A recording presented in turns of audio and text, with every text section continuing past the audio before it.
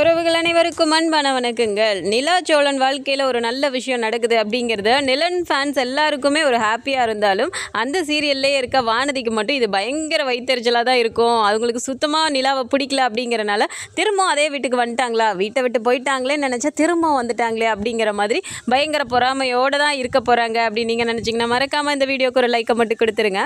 So ஆக்சுவலாக வீட்டில் வந்துட்டு இந்த மாதிரி வேலையெல்லாம் பண்ணணும் அப்படிங்கிறக்காக நிலாவுக்கு சர்ப்ரைஸ் பண்ணணும் அப்படிங்கிற மாதிரி ரூமில் வந்து ஏசிலாம் கூட செட் பண்ணுறாங்க. ஸோ அதுவே ஒரு சர்ப்ரைஸ் அப்படின்னு நினச்சிட்டு சோழன் இருக்கும்போது எக்ஸ்ட்ராவாக இந்த விஷயத்தையும் கேட்கும்போது சோழனுக்கு அங்கே பொறுமையே இல்லை, சுத்தமாக இல்லாமல் அண்ணா எனக்கு வேணும்ண்ணே எப்படியாவது ரெடி பண்ணுனேன்னு சொல்லிட்டு சேரன்கிட்ட கெஞ்சின்னு கெஞ்சுறாரு. சரிடா பண்ணுறேன்டா, ஆனால் நிலா என்ன சொல்லுமோ அப்படிங்கிறாங்க. அண்ணா மிஞ்சி போனால் அவள் என்ன சொல்லிட போகிறா, போயிட்டு வந்து பார்த்துட்டு அழகாக இருந்தது அப்படின்னா அவளுக்கு ஓகேனா பரவாயில்லையே சூப்பராக பண்ணியிருக்கீங்க அப்படிங்கிற மாதிரி பாராட்ட போகிறா, இல்லைனா என்ன கேட்காம எதுக்கு இதெல்லாம் பண்ணீங்க அப்படிங்கிற மாதிரி லைட்டாக கோச்சுக்குவா. அவ்வளோதானே, ரெண்டில் ஏதாவது ஒன்று தான் நடக்கும், நான் பார்த்துக்கிறேனே, அதுக்கப்புறம் சமாளிக்கிறத நான் சமாளிச்சுக்குவேனே, ஆனால் எந்த ஏற்பாடும் பண்ணாமல் விட்றாதானே, இதை விட்டால் எனக்கு வேறு ஆப்பர்ச்சுனிட்டியே கிடைக்காது அப்படின்னு சொல்லிட்டு கெஞ்சாத குறையாக கெஞ்சுறாரு.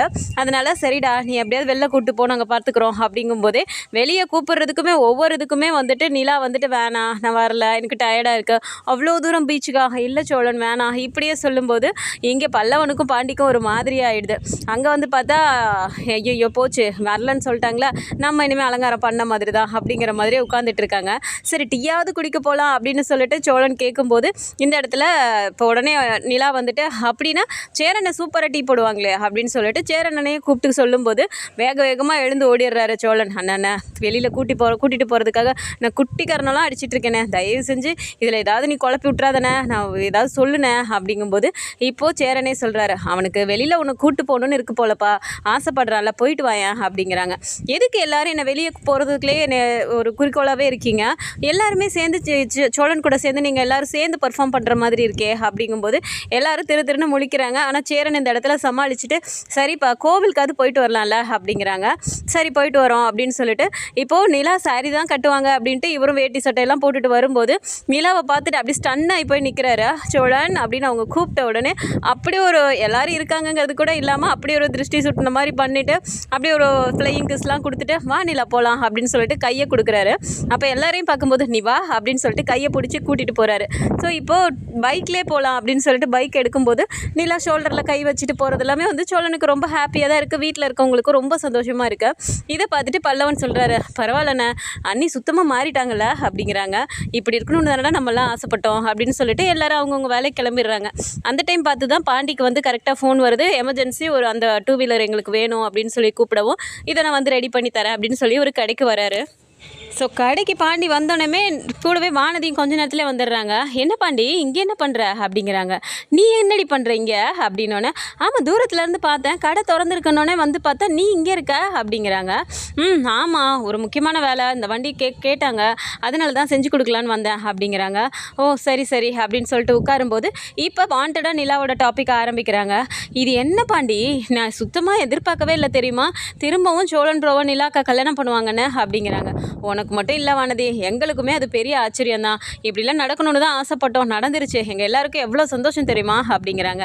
என்ன பெரிய சந்தோஷம், இதெல்லாம் ஒரு லைஃபா, ஃபஸ்ட்டு கல்யாணம் பண்ணுவாங்களாம், அப்புறம் பிடிக்கலன்னு டைவர்ஸ் அப்ளை பண்ணி டைவர்ஸும் வாங்குவாங்களாம், அதுக்கப்புறம் கல்யாணம் பண்ணுவாங்களாம், எதுக்கு இது தேவையில்லாமல், அதுக்கு அப்போவே டைவர்ஸ் வேணான்னு சொல்லியிருக்கலாம்ல, எல்லாமே அவங்களுக்கு நினச்ச மாதிரி நினச்ச நேரத்தில் நடக்கணும், அவங்களுக்குன்னு ஒரு இதே கிடையாது, என்னெல்லாம் அவங்க நினைக்கிறாங்களோ அதெல்லாம் நடக்கணுங்கிறாங்க, அதுக்கெல்லாம் நீங்களும் சேர்ந்துட்டு ஆடுறீங்க அப்படி தானே அப்படிங்கிறாங்க.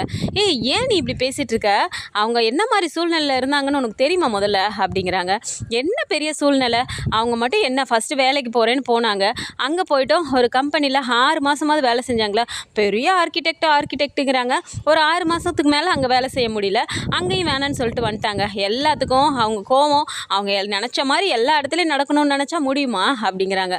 வானதி என்ன நடந்துச்சுன்னு தெரியாமல் நீ பேசாத வானதி, அங்கே வேறு ஒரு பிரச்சனை, இப்போ என்ன அவங்க தான் தனியாக ஒரு கம்பெனி ஸ்டார்ட் பண்ணி பண்ணிகிட்ருக்காங்கல்ல அப்படிங்கிறாங்க.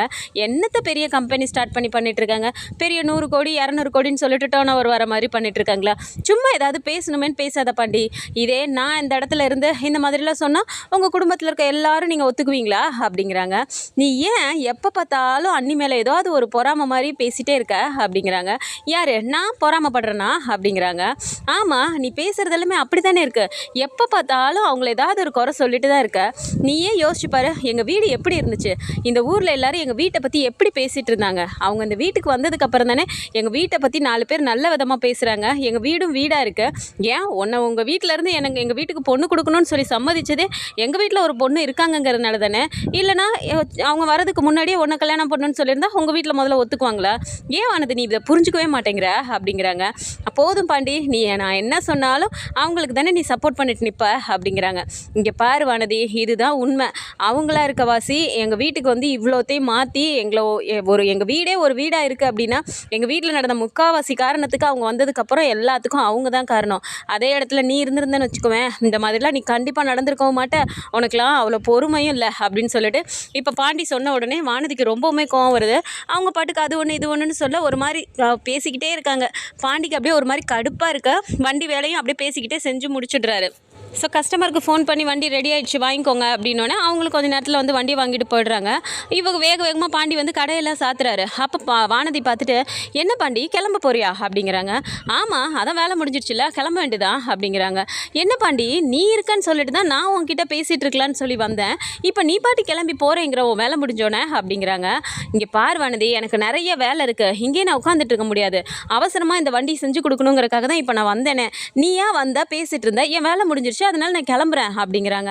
அதானே நானாக தானே வந்தேன், நீயா என்னை கூப்பிட்ட, எனக்கு இதெல்லாம் தேவைதான் அப்படிங்கிறாங்க. இங்கே பார் வானதி, நீ தேவையெல்லாம் பேசிகிட்டு இருக்க, நீ முதல்ல வீட்டுக்கு கிளம்பு, எனக்கு முக்கியமான வேலை இருக்குது அப்படிங்கிறாங்க. நான் இங்கே நின்று உங்ககிட்ட பேசிகிட்டு இருக்கேன், என்கிட்ட பேசுகிறத விட உனக்கு என்ன அவ்வளோ முக்கியமான வேலை அப்படிங்கிறாங்க. இங்கே பார் வானதி, சொன்னால் புரிஞ்சுக்கோ, வீட்டில் இன்றைக்கி தான் உங்களுக்கு கல்யாணம் ஆயிருக்கு, இன்னும் நம்ம வீட்டுக்கு போயிட்டு சேரனை வேறு அங்கே வெயிட் பண்ணிட்டுருக்கோம், நான் இனிமேல் தான் பூவெல்லாம் வாங்கிட்டு போயிட்டு அங்கே ரூமெல்லாம் டெக்கரேட் பண்ணுற வேலையெல்லாம் எங்களுக்கு நிறைய இருக்குது அப்படிங்கிறாங்க. பூ வாங்கிட்டு போய் டெக்கரேட் பண்ண போகிறீங்களா, என்ன பண்ண போகிறீங்க அப்படிங்கிறாங்க. என்ன வானதி எதுவுமே தெரியாத மாதிரி பேசிகிட்டு இருக்க, இன்றைக்கி அவங்களுக்கு ஃபஸ்ட் நைட்டில் போயிட்டு நாங்கள் எல்லாம் அரேஞ்ச் பண்ண வேணாமா அப்படிங்கிறாங்க. ஓ, இப்போது நான் உங்ககிட்ட பேசுகிறத விட உங்கள் அன்னைக்கு ஃபஸ்ட் நைட்டுக்காக நீ ரெடி பண்ணுறதுக்காக இப்போ நீ வேகமாக போகணும் அதானே அப்படிங்கிறாங்க. இந்த இடத்துல பாண்டிக்கு செம்ம கோவம் வருது. இங்கே பார் வானதி, நீ வேறு மாதிரி பேசிகிட்டு இருக்க, அசிங்கமாக பேசாத அப்படிங்கிறாங்க. இப்போ நான் என்ன அசிங்கமாக பேசிட்டேன்? ஏன் உங்கள் வீட்டில் வேறு 2 பேர் இல்லையா? ஏன் சோழன் பிரதர் பண்ண மாட்டாரா? உங்கள் 3 பேர் இருக்காங்கல்ல, அவங்களே பண்ணிக்கிட்டோம், நீ தான் போய் எல்லாமே பண்ணணுமா? நான் பேசிகிட்டு இருக்கேன், நான் உன் கூட பேசணும்னு வந்து நிற்கிறேன், இதெல்லாம் விட்டுட்டு நீ இப்போ அவசரமாக கிளம்பணும்னு சொல்லிட்டு என்னை அப்படி நீ அவாய்ட் பண்ணுற அப்படி தானே? நான் உனக்கு அவ்வளோதான் பாண்டி, எனக்கு நல்லா தெரியும், எவ்வளோதான் இது பண்ணாலும் சரி நீ அவங்கள தான் தூக்கி தூக்கி வச்சு பேசுவ அப்படி தானே அப்படிங்கிறாங்க. என்னடி இப்போ அவங்கள மாதிரிலாம் நீ எந்த நிமிஷத்துல நீ இருக்க மாட்ட அப்படிங்கிறாங்க. என்ன பாண்டி கொஞ்சம் கூட மனசாட்சியே இல்லாமல் பேசுகிற? அன்னைக்கு சந்தா காக்கா அவ்வளோ பெரிய பிரச்சனை நடந்துச்சு, அந்த இடத்துல காப்பாற்றினது யார்? நான் தானே, உங்கள் நிலாக்காவை பண்ணாங்க அப்படிங்கிறாங்க. இங்கே பாரு வானதி, நீ பண்ண விஷயம் எல்லாருக்குமே சந்தோஷம்தான், அந்த இடத்துல எல்லாருமே சந்தோஷப்பட்டுட்டு அப்போ வந்துட்டு அந்த நேரத்தில் நிலா நீ இங்கே இல்லை, அவங்களும் சோழனும் அப்போ கோவிலுக்கு போயிருந்தாங்க, அந்த நேரத்தில் நீ வந்து கரெக்டாக ஹெல்ப் பண்ண அப்படிங்கிறாங்க. ஓ, அப்படின்னா அவங்க இருந்திருந்தால் அவங்க தான் பண்ணியிருப்பாங்க, அவங்க இல்லாததுனால நான் பண்ணேன் அதான் நீ சொல்ல வர அப்படிங்கிறாங்க. என்ன வானதி எது சொன்னாலும் இப்படின்னா அப்படின்னா இப்படிங்கிற, என்னை என்ன தான் பண்ண சொல்கிற அப்படிங்கிறாங்க. ஆமாம், நான் உங்களுக்கு எது பண்ணாலும் அது பெருசாக தெரியாது, ஆனால் அவங்க சின்னதாக இங்கே இருக்க அங்கிட்டு நவுத்தி வச்சிட்டாங்கன்னா அது ஒரு பெரிய வேலை உங்களுக்கு அப்படி தானே அப்படிங்கிறாங்க. இங்கே பார்வானதி, நீ திரும்ப திரும்ப தப்பாகவே தான் யோசிக்கிற. நீ அந்த விஷயம் பண்ணதுக்கு எங்கள் அண்ணனாக இருக்கட்டும், என் அண்ணியாக இருக்கட்டும், எல்லாருமே சேர்ந்து எப்படிலாம் உன்னை பாராட்டி சொன்னாங்க தெரியுமா? அந்த பொண்ணு ரொம்ப ரொம்ப நல்ல பொண்ணு, எந்த நேரத்துலையும் அந்த பொண்ணை விட்டுறாதன்னெலாம் எங்ககிட்ட சொன்னாங்க தெரியுமா? ஆனால் நீ ஏன் இப்படி அவங்கள பற்றி எப்போ பாரு பொறாமையாகவே யோசிச்சுட்டு இருக்க அப்படிங்கிறாங்க. ஆமாம் பாண்டி, நான் பொறாமப்படுறேன் தான், விட்டுரு, நீ என்ன பண்ணுறியோ அதை பண்ணு அப்படிங்கிற மாதிரி ஒரு மாதிரி கோவமாக பேசிட்டு போயிடுறாங்க. இவகிட்ட பேசிட்டு இருக்கிறதுக்கு நம்ம வேலையாவது போய் பார்க்கலாம் அப்படின்னு சொல்லிட்டு பாண்டி நேராக கிளம்பி வீட்டுக்கு வந்துடுறாரு. ஸோ வரும்போதுமே நிறையா அவர் அந்த ஃப்ளவர்ஸ் தேவையானது எல்லாத்தையும் வாங்கிட்டு வந்துட்டு பக்காவாக ரூமை ரெடி பண்ணிடுறாங்க. ஸோ இப்போது நிலாவும் சோழனும் கோவிலுக்கு போயிட்டு அங்கேருந்து நேராக வீட்டுக்கு வராங்க. வீட்டுக்கு வரும்போதே வந்துட்டு எல்லாருமே வெளியில் அப்படியே ஆவலாக காத்துட்ருக்காங்க. ஸோ நிலா வந்த உடனே அப்படியே பார்த்துட்டு, என்ன எல்லோரும் ஒரு மாதிரி என்ன பார்க்குறீங்க அப்படிங்கிறாங்க. அண்ணி உங்களுக்கு சூப்பரான சர்ப்ரைஸ் ஒன்று இருக்குது அப்படின்னு பல்லவன் சொன்ன உடனே அப்படியே சேரனும் பாண்டியும் அப்படி திருன்னு முழிக்கிறாங்க. இது சர்ப்ரைஸா? எனக்கு தெரியும் நீங்கள் என்ன வாண்டடாக வெளியில் போகணும் நீங்கள் நான் அனுப்பி வைக்கும்போது நான் நினச்சேன் ஏதோ ஒரு சர்ப்ரைஸ் தான் பண்ணியிருக்க போகிறீங்கன்னு. என்ன சர்ப்ரைஸ் அது அப்படிங்கிறாங்க. அப்படியே ஒரு மாதிரி பார்த்துட்டு பாண்டி, ஏய் சும்மா இருக்க மாட்டியாடா அப்படின்னு சொல்லிட்டு கையை பிடிச்சி இது பண்ணுறாரு. என்ன பாண்டி பல்லாமல் ஏதோ சொல்ல வரான், நீங்கள் சொல்லவே விட மாட்டேங்கிறீங்க அப்படிங்கிறாங்க. இல்லைங்க அது ஒன்றும் இல்லை, நாங்கள் சர்ப்ரைஸ் பண்ணணும்னு சொல்லிட்டு உங்களுக்காக பண்ணிட்டோம், ஆனால் நீங்கள் எப்படி எடுத்துக்க போகிறீங்களோ எங்களுக்கு தெரியல அப்படிங்கிறாங்க. அப்படி என்ன பண்ணீங்க, நகருங்க நான் பார்க்குறேன் அப்படின்னு சொல்லிட்டு உள்ள வீட்டுக்குள்ளரெலாம் போய் பார்க்குறாங்க. ஒன்றுமே இல்லை. என்ன ஒன்றுமே இல்லை, இதுக்கு தான் இவ்வளோ பெரிய பில்டப்பா, சரி விடுங்க நான் போயிட்டு ட்ரெஸ் சேஞ்ச் பண்ணிட்டு வரேன் அப்படின்னு சொல்லிட்டு இப்போ நேராக போயிட்டு நிலா அப்படி கதவை திறக்குறாங்க. வீட்டுக்குள்ளே அந்த ரூம்குள்ளே அவங்களோட ரூம் மட்டும் அவ்வளோ ஒரு அழகாக டெக்கரேட் பண்ணியிருக்கிறது, அப்புறம் ஏசி மாட்டியிருக்கிறது, இதெல்லாம் பார்த்த உடனே அவ்வளோ ஒரு ஹாப்பியாகுது அவங்களுக்கு. டக்குன்னு வந்துட்டு திரும்பி பார்த்துட்டு, அண்ணா என்னென்ன இதெல்லாம் அப்படிங்கிறாங்க. அப்படியே சேரனுக்கு பக்குன்னு அது போச்சு, திட்ட தான் போது போல இருக்கு நிலா அப்படின்னு சொல்லிட்டு, பா நிலா அது வந்துப்பா இன்றைக்கி தான் உங்களுக்கு கல்யாணம் ஆகிருக்கு, நீ ஆனால் என்ன மனநிலைமையில் இருக்கான்லாம் எங்களுக்கு தெரிலப்பா, இருந்தாலும் பண்ண வேண்டிய சடங்கு இல்லை, அதை உங்ககிட்ட கேட்குறதுக்கே எங்களுக்கு ஒரு மாதிரி இருந்துச்சுப்பா, அதனால தான் நாங்களே எல்லாம் ரெடி பண்ணிட்டோம், உனக்கு பிடிக்கலன்னா சொல்லுப்பா, இதெல்லாம் உடனே எடுத்துடலாம் அப்படிங்கிறாரு. சோழனுக்கு அப்படியே பக்குன்னு ஆகுது. அண்ணா அண்ணா ஏன்னா எல்லாம் நெருங்கி வர நேரத்தில் இப்படி நீ கவுத்து விட்றியே அப்படிங்கிறாங்க. ஏய் சும்மா இருடா, நிலா என்ன சொல்ல போதோ தெரியல, நாங்களே பயந்துட்டு இருக்கோம் அப்படின்னு சொல்லிட்டு இப்போ சேரன் வந்துட்டு சோழனை சொல்லும்போது நிலா அப்படியே எல்லாரையும் பார்க்குறாங்க. எல்லாரும் ஒரு மாதிரி நிலா என்ன சொல்லுமோ அப்படின்னு சொல்லிட்டு அப்படியே ஒரு மாதிரி பார்க்குறது வந்து நிலாவுக்கே புரியுது. நிலா டக்குன்னு சிரிச்சிடுறாங்க. சிரித்த உடனே எல்லாருக்குமே ஒரு மாதிரி சந்தோஷமாகுது. சேரன் பார்த்துட்டு, அப்பாடா சிரிச்சிட்டியாப்பா, எங்கே நீ திட்டிட போறியோன்னு பயந்துட்டே இருந்தோம்ப்பா அப்படிங்கிறாங்க. திட்ட போகிறேனா, எதுக்குன்னு நான் திட்ட போகிறேன், இது என்ன புதுசாவா, எல்லார் வீட்லேயும் வழக்கமாக பண்ணுற ஒன்று தானே அப்படிங்கிறாங்க. சோழனுக்கு ஒன்றுமே புரியல. நிலா அப்படின்னா உனக்கு ஓகேவா அப்படிங்கிறாங்க. என்ன ஓகேவா, சும்மா வழியாதீங்க சோழன், அமைதியாக இருங்க அப்படிங்கிறாங்க. சோழன் அப்படியே வந்துட்டு எல்லாரையும் பார்க்கும்போது, பாண்டி உனக்கு தேவையாடா இது, அமைதியாக இரண்டா, கொஞ்சம் ஆர்வத்தை குறைச்சிக்கோயேண்டா அப்படிங்கிறாரு. சரின்னு சொல்லிட்டு அப்படியே சோழன் அப்படியே அமைதியாக நின்றுட்டே இருக்காரு. அப்போ பார்த்துட்டு, அண்ணா சத்தியமாக சொல்கிறேண்ணே, இந்த அளவுக்கு நீங்கள் இதெல்லாம் பண்ணி வைப்பீங்கன்னு நான் நினச்சே பார்க்கல. ஆமாம் ஏசிலாம் ஃபிட் பண்ணியிருக்கீங்க, இதெல்லாம் எப்போ நடந்துச்சு, நாங்கள் வெளியில் போயிட்டு வந்து கொஞ்ச நேரத்தில் இதெல்லாம் பண்ணிட்டீங்களா அப்படிங்கிறாங்க. டக்குன்னு நம்ம ஆர்வக்குள்ளார் சோழன் வேகமாக குறுக்க வந்துட்டு, நிலா உனக்காக தான் பார்த்து பார்த்து எல்லாம் நான் ரெடி பண்ணேன், பிடிச்சிருக்கா அப்படிங்கிறாங்க. அப்போ அப்படியே சேரனும் பாண்டியும் திரும்பி திரும்பி பார்த்துக்கிறாங்க. பாண்டி டக்குன்னு போய்ட்டு, என்ன ஏசிக்கு காசு கொடுத்தது 10,000 நீ கொடுத்த, அதுக்கு இன்ஸ்டால் பண்ணுறதுக்கு 2,000 நான் கொடுத்துருக்கேன், ஆனால் பேர் மட்டும் பாருண்ணே அவன் போய் வாங்கிக்கிறான் அப்படிங்கிறாங்க. சரி விடுறா, இப்போ என்ன அவன் பேர் தானே வாங்கிக்கிறான், அதனால என்னடா நம்ம வீட்டில் தானே இருக்க, நிலாவுக்காக தானேடா விடுறா அப்படிங்கிறாங்க. ஆனால் நான் ஒன்றும் செஞ்சதுக்கெலாம் சொல்லலை, ஆனால் அவன் எப்படி பேசுகிறான்னு பாரு, கீழே விழுந்தாலும் மீசையில் மண் ஓட்டலைங்கிற மாதிரி பேசிகிட்டு இருக்கான் பார்த்தியா அப்படிங்கிறாங்க. அப்படி நிலா பார்க்குறாங்க. என்ன எப்போ பாரு குசு குசுன்னு பேசிகிட்டே இருக்கீங்க அப்படிங்கிறாங்க. அது வந்துங்க அப்படின்னு சொல்லிட்டு பாண்டி ஸ்டார்ட் பண்ணுறாரு. சேரன் எங்கே சொல்லிட போகிறாருன்ட்டு, ஹே சும்மா இருடா அப்படின்ட்டு, சரிப்பா நேரம் நல்லா இருக்க, நான் போய் பால் காய்ச்சி வச்சுருக்கேன்ப்பா, நீ எடுத்துகிட்டு உள்ளே போறியா அப்படிங்கிறாங்க. அண்ணா என்னண்ணா அதுக்குள்ளே எல்லாம் ரெடி பண்ணி வச்சிட்டிங்களா அப்படிங்கிறாங்க. ஆமாப்பா அப்பா தான் சொன்னார் நல்ல நேரம்லாம் பார்த்து அனுப்பணும்னு சொல்லிட்டு, நேரம்லாம் நல்ல நேரமாக தான்ப்பா இருக்குது, நீங்கள் வாங்க சாப்பிட்டீங்கன்னா சாப்பிட்டுட்டு கொஞ்ச நேரத்தில் நீங்கள் போயிடலாம்ப்பா அப்படிங்கிறாங்க. சரிங்கண்ணா அப்படின்னு சொல்லிட்டு இப்போ நிலா எல்லாருமே சாப்பிட்டு உள்ளே போய்டுறாங்க. சோழனுக்கு அப்படியே வெளியில் வந்துட்டு அப்படியே ஒரு மாதிரி ஆர்வம் தாங்க முடியல. வெளியிலேருந்து எல்லாருமே, டேய் போடா, போயிட்டு நிலா ஏதாவது சொல்லிச்சு அப்படின்னா நீ பாட்டுக்கு வெளியே வந்துடுடா, ஒன்றும் பிரச்சனை இல்லை, உனக்காக இங்கே இடம் காத்துட்டே தான் இருக்க, நாங்கள் கொஞ்சம் தள்ளி படுத்துக்கிறோம், நீ வந்து உன் இடத்துல படுத்துக்கலாம் சரியா அப்படிங்கிறாங்க. டேய் ஏண்டா நல்ல வார்த்தையே பேச மாட்டிங்களாடா அப்படிங்கிறாங்க. இல்லைடா எதுக்கும் முன்னேற்பாடாக இருக்கணும்ல அதுக்காக தான் அப்படிங்கிறாங்க. ஆனால் பாருண்ணே அவனை அப்படின்னோடனே, டேய் சும்மா இருங்களேன்டா அப்படின்ட்டு, நீ போடா அப்படிங்கிறாங்க. சரிண்ணே இப்போ சோழனும் உள்ளே போகிறாரு. நிலாவும் வந்துட்டு உட்காந்துட்டு இருக்கும்போது 2 பேரும் இப்போ பேச ஆரம்பிக்கிறாங்க. அப்போ நிலா வந்து டக்குன்னு, இங்கே பாருங்கள் சோழன், இதுக்கு முன்னாடி நீங்கள் எப்படி இருந்தீங்களோ எனக்கு தெரியாது, இப்போது நமக்காக நமக்குன்னு ஒரு குடும்பம், நம்ம இன்னும் என்னென்னலாம் பண்ணணும் அப்படிங்கிறது நிறைய லைஃப்பில் நமக்கு இருக்குது, நீங்கள் இனிமேல் வந்துட்டு எப்படி இருக்கணுங்கிறத ஃபஸ்ட்டு புரிஞ்சுக்கோங்க, நான் வந்து உங்களோட ஒய்ஃப், நம்ம 2 பேருக்கு கல்யாணம் ஆகிடுச்சு, இனிமேல் நீங்கள் எங்கே போகிறீங்க, எங்கே வரீங்க, என்னெல்லாம் செலவு பண்ணுறீங்க, எவ்வளோ சம்பளம் வாங்குறீங்க, எல்லாத்துக்கும் இனிமேல் நான் கேள்வி கேட்பேன் புரியுதா அப்படிங்கிறாங்க.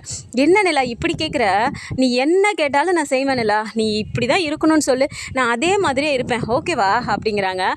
சரிங்க சோழன் அப்படின்னு சொல்லிட்டு இருக்கும்போது இப்போ வந்துட்டு இந்த இதை மிஸ் பண்ணிடக்கூடாது, எதுக்கும் மேலே கை போட்டு பார்ப்போம், என்ன சொல்கிறாலோ, திட்டினானா கை எடுத்துடலாம் அப்படிங்கிற மாதிரி பயந்துட்டே தான் இப்போ ஷோல்டரில் கையை போடுறாரு. நிலா அப்படியே ஒரு மாதிரி பார்க்கும்போது டக்குன்னு பயந்துட்டு கையை எடுத்துடுறாரு. உடனே நிலா சிரிச்சுட்டு அவங்களே கையை எடுத்து போட்டுக்கிறாங்க.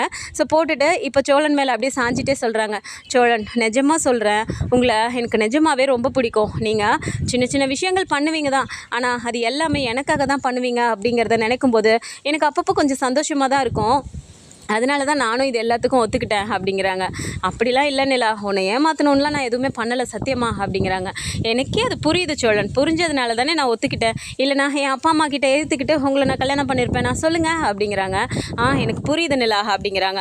அப்புறம் இன்னொரு விஷயமும் நான் உங்ககிட்ட சொல்லணும் அப்படிங்கிறாங்க.